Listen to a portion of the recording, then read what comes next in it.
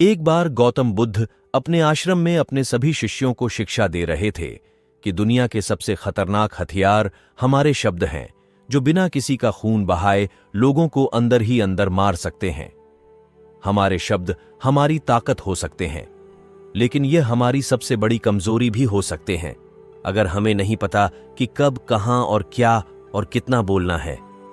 यदि हम सही समय पर सही इरादे के साथ सही शब्दों का प्रयोग करते हैं तो यह हमें एक सफल व्यक्ति बनाता है, लेकिन अगर हम सही समय पर सही इरादे से सही शब्दों का इस्तेमाल नहीं करते तो यह हमारे जीवन को नर्क से बदतर भी बना सकता है। तो दोस्तों, आज की स्टोरी के माध्यम से मैं आपको बताने वाला हूं कि चुप रहकर कैसे हम अपने जीवन को बदल सकते हैं। आपको चुप रहने की शक्ति का एहसास इस वीडियो में होने वाला है। वीडियो शुरू करने से पहले कमेंट बॉक्स में नमो बुद्धाय लिखकर वीडियो को लाइक जरूर करें। तो चलिए शुरू करते हैं इस कहानी को। जापान में एक बहुत ही प्रसिद्ध बौद्ध भिक्षुक रहा करते थे। उनका नाम रिसाई था। रिसाई अकेले रहते थे, दुनिया के शोर शराबों से दूर जंगल में रहते थे और वह बड़े ही ध्यानी और प्रभुभक्त व्यक्ति थे, इसीलिए वह पूरे जापान में बहुत अधिक प्रसिद्ध थे। एक दिन एक राजकुमार रिसाई के पास आया और बोला, हे प्रिय भिक्षु, मैं हमेशा थका हुआ, निराशा और परेशान महसूस करता हूं। मेरा मन बहुत अशांत रहता है, हालांकि मेरे पास सब कुछ है, दौलत, शोहरत, सुख, सुविधा, जो हर व्यक्ति चाहता है या पाने की इच्छा रखता है, वह चीज सब कुछ है मेरे पास। लेकिन फिर भी मेरे अंदर इतनी अशांति और चिंता क्यों है? रिसाई ने उसकी बात बहुत ही ध्यानपूर्वक सुनी और कुछ सोचने के बाद कहा, तुम इस प्रश्न का उत्तर जानते हो, बस तुमने कभी इस प्रश्न को हल करने की कोशिश नहीं की है। रिसाई ने आगे कहा, मैं एक रिसर्च करना चाहता हूं, क्या तुम मेरा साथ उसमें दोगे? इस रिसर्च के बाद तुम्हारे जीवन में किसी भी तरह की अशांति और चिंता नहीं रहेगी। यह बातें सुनकर राजकुमार बहुत हैरान था। उसने रिसाई से कहा, बताइए, मुझे क्या करना होगा अपने मन की शांति के लिए? कुछ भी करने को तैयार हूं। राजकुमार की बातों को सुनकर भिक्षु ने कहा, तो फिर आप अगले 15 दिन के लिए मेरे आश्रम में रहोगे, जितना हो सके कम बोलोगे। राजकुमार उस भिक्षु की बातें सुनकर सहमत हो गया। पहले दिन राजकुमार को लगा कि उसका मन सामान्य से अधिक अशांत और विचलित है। उसके मन में तरह तरह की विचार आ रहे हैं और वह आम लोगों की तरह जीवन जीने में असहज महसूस कर रहा है। उसके अंदर से बोलने की इच्छा हो रही थी, लेकिन वह चुपचाप रहा।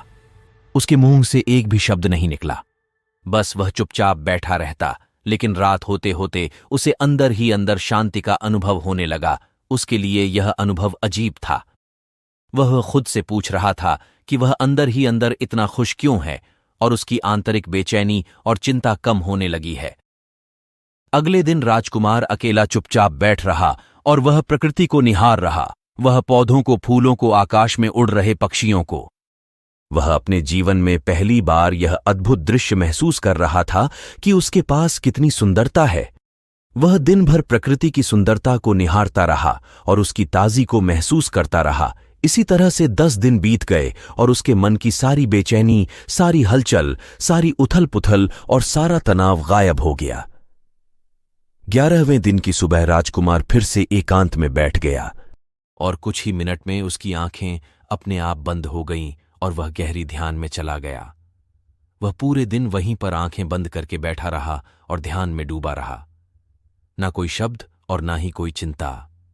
राजकुमार भीतर से असीम शांति और आनंद से भर गया था। राजकुमार अपनी बाकी के 4 दिन इसी तरह ध्यान में व्यतीत करने के बाद 15 दिन बाद रिसाई के सामने प्रस्तुत हुआ और रिसाई को प्रणाम करके बोला, प्रिय भिक्षु, मुझे उत्तर मिल गया कि मेरे मन में इतनी उथल पुथल और चिंता क्यों थी। मैं जान गया कि मेरा मन इतना अशांत और विचलित क्यों था। रिसाई मुस्कुराते हुए पूछा, बताओ क्या उत्तर मिला? तो राजकुमार ने कहा, मैं आवश्यकता से अधिक बातें करता था। मैं किसी पर भी अपने शब्द और ऊर्जा व्यर्थ करता था। मैं दिन भर अपने लोगों से फालतू की बातें करता रहता और फिर उन्हीं के बारे में अकेले में सोचता रहता और ज्यादातर समय नकारात्मक ही सोचता रहता। इस तरह से बस मैं अपना समय बर्बाद कर रहा था। ज्यादा बोलने और नकारात्मक सोचने की वजह से मेरा मन अशांत और बेचैन हो गया था और इसी वजह से मैं किसी भी काम को ठीक से नहीं कर पा रहा था, जिसकी वजह से मैं हर काम में असफल होने लगा और फिर लगातार मिलने वाली असफलताओं की वजह से ही मैं और भी उदास और चिड़चिड़ा हो गया। इन्हीं सभी चीजों की वजह से मेरा जीवन नष्ट हो रहा था। लेकिन यहां पर बीते हुए 15 दिन मेरे लिए पूरी तरह से अलग थे। मुझे कुछ अलग ही एहसास यहां पर हो रहा था। अब मुझे ऐसा लग रहा है मैं अपना जीवन पूरी तरह से जी रहा हूं। लेकिन इससे पहले मैं अपना जीवन गलत तरीके से जी रहा था और मैंने यह भी सीखा कि हमें सिर्फ ध्यान करने की जरूरत नहीं है। ध्यान अपने आप होता है जब हम शांत और मौन होते हैं। पिछली कुछ दिनों के दौरान मैंने जो पहली चीज सीखी वह यह है कि मनुष्य के जीवन की सबसे महत्वपूर्ण घटना स्वयं को जानना है। यह सुनकर रिसाई ने कहा, सिर्फ तुम ही नहीं, दुनिया में ज्यादातर लोग जरूरत से ज्यादा बोलते हैं। आज भी लोग ज्यादातर समय केवल एक दूसरे को नीचा दिखाने के लिए ही बोलते हैं। कुछ लोग ना चाहते हुए भी बातें करते हैं और अपना जीवन बर्बाद कर लेते हैं। रिसाई ने राजकुमार को चुप रहने का महत्व समझाते हुए कहा, एक बार गौतम बुद्ध से उनके शिष्यों ने पूछा, प्रिय बुद्ध, आप ज्यादातर समय चुप क्यों रहते हैं? बुद्ध ने कहा, क्योंकि चुप रहने से व्यक्ति अंदर से अनंत शांति की गहराइयों में होता है। मौन अपने भीतर उतरने की पहली सीढ़ी है। मौन के बिना स्वयं को जानना असंभव है। स्वयं को जानने और समझने का पहला नियम है कि मौन हो जाओ, उतना ही बोलो जितना अत्यंत आवश्यक हो। बेफिजूल की बातें करना छोड़ दो। तुम अचानक पाओगे कि 90% से भी ज्यादा लोग व्यर्थ ही ज्यादा बोलकर अपना समय बर्बाद कर रहे हैं। ना बोलने का कोई भी नुकसान नहीं है, लेकिन यदि आप ज्यादा बोलते हैं तो आप अत्यधिक गलती कर देते हैं। अगर व्यक्ति कम बोलना शुरू कर दे तो दुनिया की 90% मुसीबत कम हो जाएगी, झगड़ा फसाद कम हो जाएंगे, उपद्रव कम हो जाएंगे, अदालती कम हो जाएगी। अगर थोड़ा चुप रहना सीख लिए, संसार की बहुत सारी समस्याएं हैं, बहुत सारा उपद्रव सिर्फ बोलने से पैदा होती हैं। सारी बात मौन सीखने की है। जब तुम नहीं बोलते तब तुम एकांत में अकेले हो गए। अगर तुम भरे बाजार में भीड़ में खड़े हो और नहीं बोलते तो पर्वत के शिखर पर पहुंच गए। जिसने मौन की कला जान ली वह भीड़ में भी अकेले होने की कला जान लेता है। वह अपने भीतर ही डुबकी लगाने लगता है। जो एकांत में है वो आदमी स्वर्ग में है। दूसरे की उपस्थिति ही बेचैनी पैदा करती है। पहले तुम्हें चुप रहने की शक्ति को धारण करना होगा। इससे तुम अधिकतर ऊर्जा को बचा लोगे और फिर इस स्थिति में पहुंच जाओगे कि तुम कम बोलने लगोगे। अगर तुम किसी के यहां पर जा रहे हो और परेशान हो जाओ तो ऐसे में उचित है कि आंखें बंद कर लो और अपने में खो जाओ। वहां से आपको ताजगी महसूस होगी, क्योंकि तुम्हारे अंदर ही जीवन का वह स्रोत छिपा हुआ है। वह किसी दूसरे में नहीं है। इसके बाद राजकुमार उस रिसाई से पूछते हैं, आखिर कौन है जो हमें अपने अंदर तक ले जाएगा? यह बातें सुनकर ईसाई बुद्ध कहते हैं, तुम्हें स्वयं ही अपने अंदर उतरना होगा और वहीं से परम राज्य जीवन का आनंद ले पाओगे। आनंद का यही से जन्म हुआ है। यही से तुम मौन में डूब जाओगे। यही तुम्हारा सूरज उदय होगा और यही से अस्त होगा। इसी प्रकार तुम बार बार डुबकी लगाओ। जब भी तुम डुबकी लगाकर लौटोगे वहां से तुम पाओगे कि फिर ताजगी भरी जीवन की नई संपदा मिलेगी। इस नई शक्ति के जन्म होने से तुम्हारी थकान गई, उदासी गई, चिंता गई। जैसे कोई स्नान करके लौटता है तो शरीर शीतल हो जाता है, शांत हो जाता है।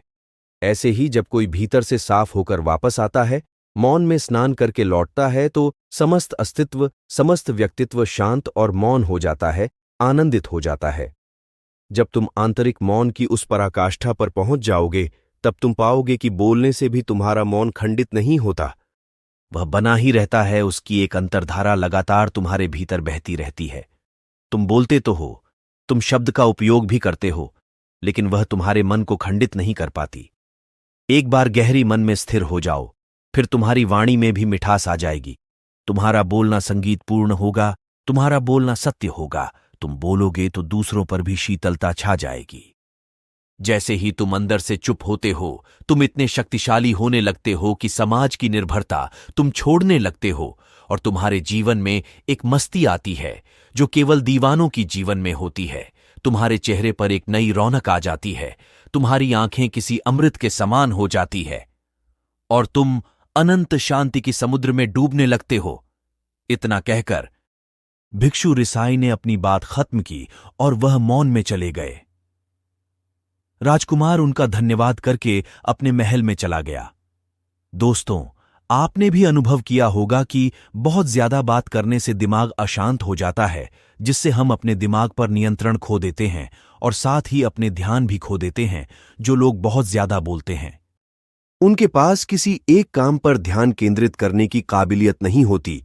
वह अपने किसी भी लक्ष्य पर पूरी तरह से केंद्रित नहीं कर पाते। अगर हमारा दिमाग एक जगह केंद्रित नहीं है तो हम जीवन की सच्चाई नहीं समझ पाते और ना ही मनचाही सफलता कभी हासिल कर पाएंगे। इसके अलावा भी आपने देखा होगा कि जो लोग अधिक बोलते हैं वह अक्सर लोगों के बीच हंसी का पात्र बन जाते हैं, और जो लोग कम बोलते हैं और अपनी बात पर कायम रहते हैं उन्हें लोगों से सम्मान मिलता है। लोग उनकी बातों को सुनते हैं और उन पर भरोसा भी करते हैं। जो लोग जरूर से अधिक बोलते हैं और अपने विचारों के बारे में पक्के नहीं होते, उनका दिमाग स्थिर और विचलित रहता है। शोर से भरा रहता और एक अशांत दिमाग वाला व्यक्ति जीवन में किसी भी चीज में सफल नहीं हो पाता, क्योंकि वह किसी भी काम में फोकस नहीं कर पाता। यदि किसी व्यक्ति को यह पता है कि उसे कब, कहां और क्या बोलना है, तो वह व्यक्ति सच में बहुत बुद्धिमान और शक्तिशाली है। और ऐसा व्यक्ति जहां भी जाता है उसका व्यक्तित्व आकर्षक का केंद्र बन जाता है और वह जो भी कुछ करता है उसमें सफल आवश्यक होता है। अगर हम किसी महान और सफल व्यक्ति के व्यक्तित्व को गहराई से देखें तो पाएंगे कि वह कम बोलते हैं, कम से कम शब्दों में अपनी बात खत्म कर देते हैं। वह बोलने से पहले वह चीजों और इसके बारे में उसे क्या बोलना है उनके बारे में गहराई से सोचते हैं। लेकिन जो लोग बहुत ज्यादा बोलते हैं, बहुत बार वह झूठ भी बोलते हैं और अपनी बातों से दूसरे की मन और विचारों पर कचरा डालते रहते हैं। वह ज्यादातर समय दूसरों की बुराई करते रहते हैं, इसीलिए उनके अपने भी उनसे नफरत करने लगते हैं और उनसे बचने की कोशिश करते हैं। हमारे भारतीय उपनिषदों में कहा गया है कि हमारे शब्द वास्तविक ब्रह्म शक्ति है। मौन से धैर्य आता है, धैर्य से ध्यान, और ध्यान से हम अपने जीवन की पारी में जागरूक हो जाते हैं। इसीलिए अगर हम ज्यादा बात करते हैं तो हम मौन को खो देते हैं, जो मन की शांति का पहला स्तंभ है। दोस्तों, आज से हम भी चुप रहने का अभ्यास अवश्य करेंगे। आज से हम भी वही बोलेंगे जो जरूरी है, और हम कोशिश करेंगे कि कम से कम शब्दों में अपनी बात खत्म करें, और हो सके तो कोशिश करेंगे कि जीवन की पारी में जागरूक हो जाते हैं। इसीलिए अगर हम ज्यादा बात करते हैं तो हम मौन को खो देते हैं, जो मन की शांति का पहला स्तंभ है। दोस्तों, आज से हम भी चुप रहने का अभ्यास अवश्य करेंगे। आज से हम भी वही बोलेंगे जो जरूरी है, और हम कोशिश करेंगे कि कम से कम शब्दों में अपनी बात खत्म करें, और हो सके तो कोशिश करेंगे कि कम से कम शब्दों में अपनी बात खत्म करें, और हो सके तो कोशिश करेंगे कि रोज कम से कम 30 मिनट एकांत में चुपचाप बैठेंगे। और मुझे पूरा विश्वास है कि इससे हम सबके अंदर एक सकारात्मक बदलाव जरूर आएगा। इसी के साथ इस वीडियो को खत्म करते हैं। दोस्तों, उम्मीद करता हूं कि आपको इस कहानी से एक अच्छी सीख मिली होगी। दोस्तों, कृपा करके इस चैनल को लाइक, सब्सक्राइब और शेयर जरूर कीजिएगा। इससे मुझे भी थोड़ा मोटिवेशन प्राप्त होगा। यह कहानी आपको कैसी लगी हमें कमेंट बॉक्स में कमेंट करके जरूर बताइएगा, और साथ ही इस कहानी को अपने दोस्तों के साथ शेयर जरूर करें, ताकि उन्हें भी इस कहानी से बहुत कुछ सीखने को मिल सके। और अंत में नमो बुद्धाय जरूर लिखिएगा। धन्यवाद।